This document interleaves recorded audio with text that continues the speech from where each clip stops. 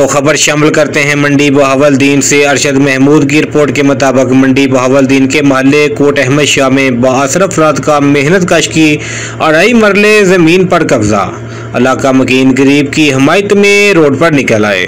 10 माह पहले मकान गिराया, ठीक है। इन्होंने आके 1 पे कॉल करी है, ठीक है। ये मकान हमारा है।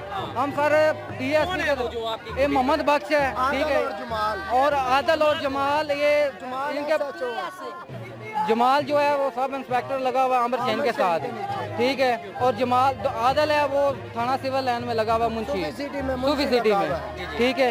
और सर ये उनकी जोर से हमारे पास ये काम नहीं हमारा आते।